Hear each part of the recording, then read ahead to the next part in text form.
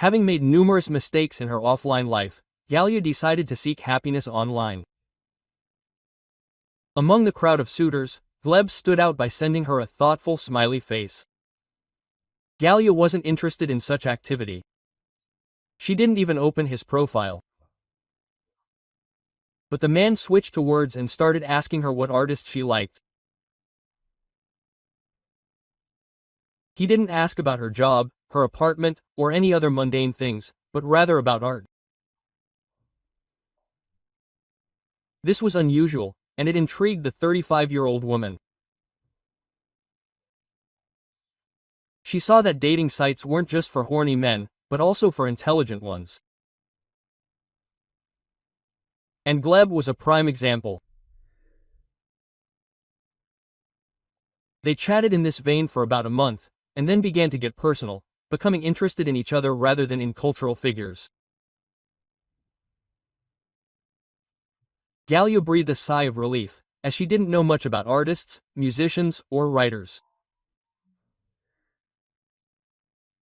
She knew the well-known ones, but for those whose names weren't well-known, she had to get information from the internet so as not to embarrass herself in front of her interlocutor.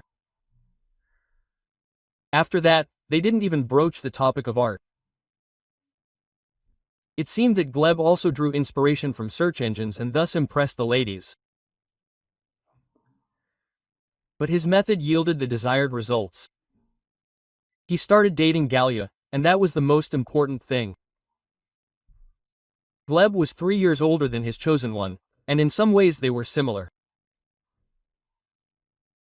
Both were searching for happiness, both had previously had failed relationships, and both preferred contemporary art, that is, cinema. Gallia didn't have strong feelings for this man. When they first met, she couldn't say he made any impression on her. He was handsome, had a sense of humor, and paid for her coffee and dessert. He could have invited her out. It wasn't boring. They chatted, getting to know each other. It seemed Gleb was also cautious in his assessments, because he simply walked her to the bus and didn't even ask her out again. Gallia wasn't too upset. No, that meant no, it was a failed attempt. But Gleb later wrote to her and asked her out. She decided to take a closer look. After all, at their age, they should understand that falling in love is for teenagers. Better to think with your head. Love isn't just butterflies in the stomach, but also care, support, and simple communication. Because of her previous failed relationships, the woman was now cautious. However, Gleb also adhered to the same approach. They both didn't believe in love at first sight, and this made them even more attracted to each other. There was no wild whirlwind of emotions. Slowly and calmly, they got to know each other over a cup of coffee or something stronger. At first, it seemed more like a friendly relationship, without any commitments. They agreed to each pay for themselves, so there would be no complaints or expectations. But then things got tighter, and they began seeing each other more often. About 6 months later, they both simultaneously decided they were in love. Gleb once told Gallia he loved her, and she paused, unsure how to respond. She herself increasingly found herself thinking they were spending too much time together, despite each insisting it was nothing serious. Although things were calm and unemotional between them, they no longer resembled friendship. Ultimately, they decided they were in love, and Gleb proposed as usual. He even added a touch of romance to the occasion, inviting her to a restaurant and giving her a ring, even paying for the woman of his heart. "I'm tired of being alone," Gleb sighed, explaining his decision to a bewildered Gallia. "It's time to start a family, don't you think?" Gallia smiled, holding back tears. She, too, was tired of coming to an empty apartment, cooking only for herself, watching TV alone, and running off on friendly dates. They were already well into their 30s, and it was time for a change. There was no time to wait for that wild love. They also wanted to have children. They both agreed they needed to move in together quickly and not procrastinate. They filed an application, chose the nearest date, and, without making anything special of it, soon got married. They didn't throw a big celebration, as they knew it would only be an unnecessary expense. They didn't have any wealthy friends, and gifts wouldn't cover the restaurant expenses. Their parents would give them something anyway if they wanted. Then the couple moved into a rented apartment. If there had been no romance before, now everything had completely died down. It turned out they were trying to communicate, but it was somehow awkward. There was nothing to talk about at home. It's unclear why they hadn't noticed this before. Perhaps they were simply sharing their experiences and now they've exhausted their past stories. The wife wants to watch comedies, and the husband wants sports. Galia tries not to eat sweets. And Gleb is offended that she doesn't bake pies. He wants beef, she prefers chicken. In the evening, whoever grabs the TV remote first watches whatever they're interested in, while the other one is glued to their phone. Oh, why are you suffering? A friend once mocked Galia. You do it right away, without any foreplay or rose-colored glasses to hide the rough edges. We would have come to this anyway. We took off our rose-colored glasses after a year. But I would like at least a little romance, Galia sighed. The main thing is that you have a man in the house, her friend reassured her. Some people don't have any. The woman tried to come to terms with it and thought that Gleb wasn't such a bad husband. Although they only saw each other at home and never went anywhere, she tried not to suffer because of it.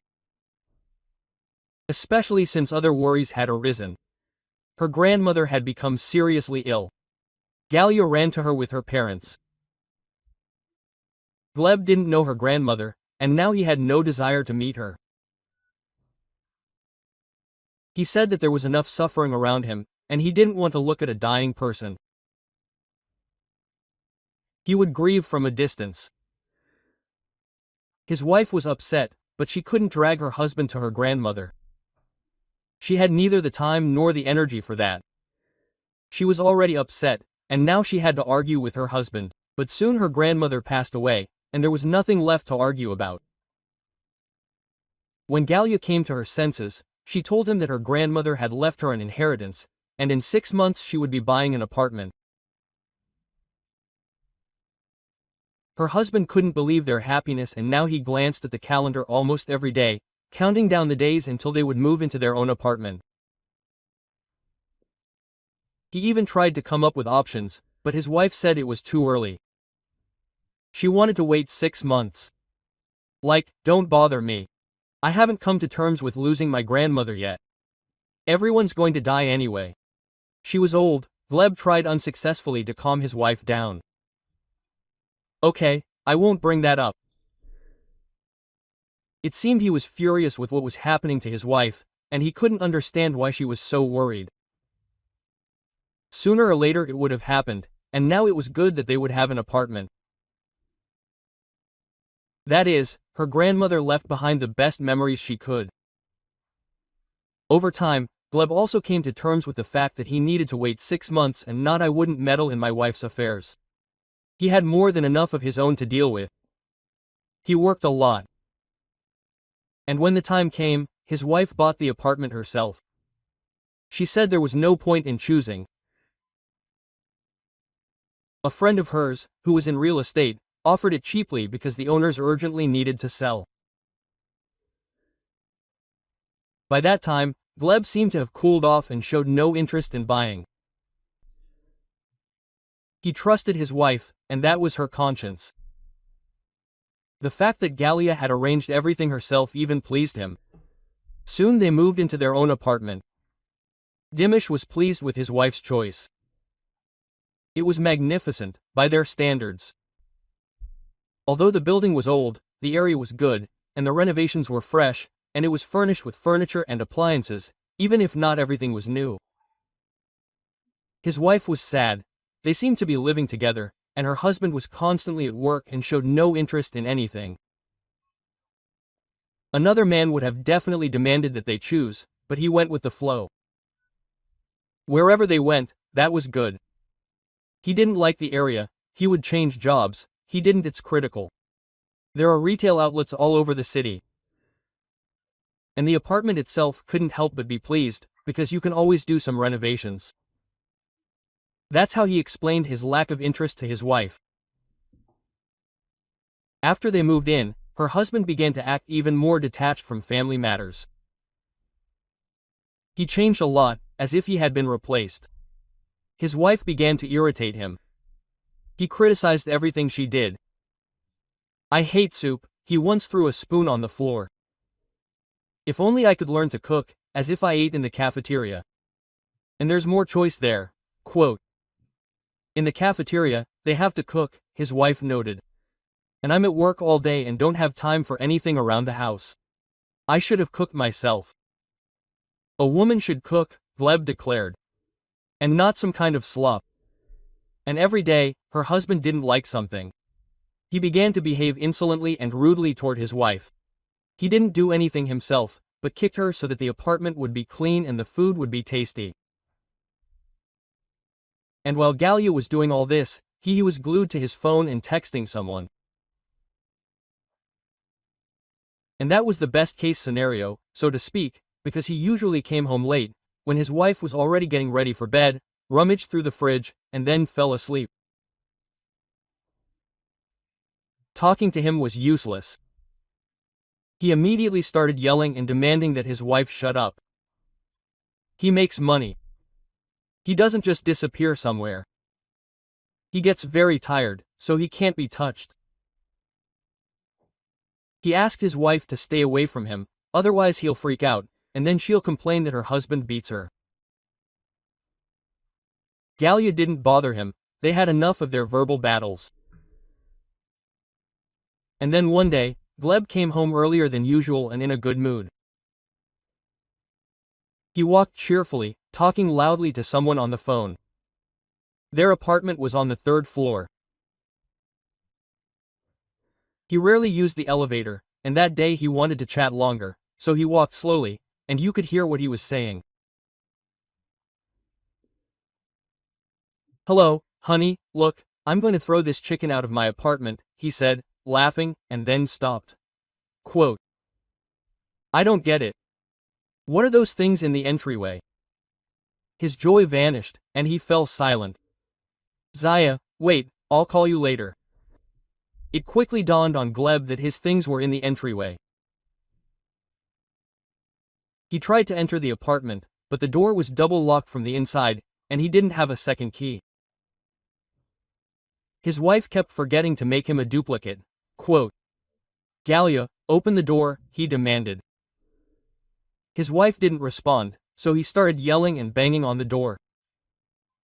But Gallia didn't open the door, only saying that if her husband made any noise, the neighbors would call the police. He should have moved his things downstairs instead. Quote. "Don't be smart," he said angrily. "We share the apartment, and after the divorce, I'll live in it. You don't have any money anyway, so I'll buy out your half." Gleb urged his wife not to be stupid and to listen to him. This apartment was bought during their marriage, and he has a right to it. Honestly, they haven't had any love for a long time, and their life is boring. Gallia needs to do the same as him. Find someone else and don't interfere with him living here with his new wife. Quote. "Darling, go to your darling," his wife advised him. Quote. "You have no chance here, the apartment is registered to my mother." The husband didn't believe it, and his wife, to calm him down, had to send him photos of the documents. It hadn't even occurred to him to look at them before. He thought his wife was so stupid she'd make such a mistake. In fact, Gallia hadn't bought any apartment. The property had been inherited from her grandmother by her daughter, Gleb's mother-in-law. And since Gallia no longer trusted her husband, she decided to test him and protect herself. She didn't tell him the details, and she and her parents spent 6 months renovating the apartment. And she was right to expose him. Recently, she'd spied on his phone and snooped through his messages. She read that he was planning to throw her out of the apartment and drag his mistress in. His wife decided to do what Gleb wanted to do to her. She threw him in his things and didn't let him back in.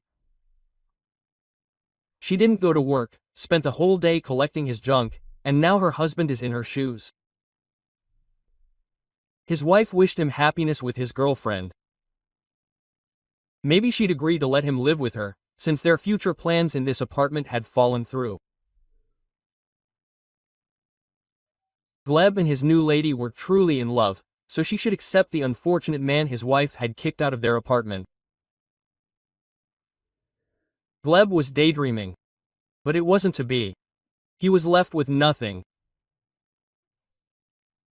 And his wife was sure his true love wouldn't accept a man with only boxes full of his things. In the end, Galya was right. After the divorce, Gleb wrote her angry messages. Like, she'd ruined his life. He'd lost everything. But his ex-wife blocked him. She's fine living alone. Thank you for listening to the end of this story. Please support the channel with a like. It won't be hard for you, but it's very important to me. Until next time.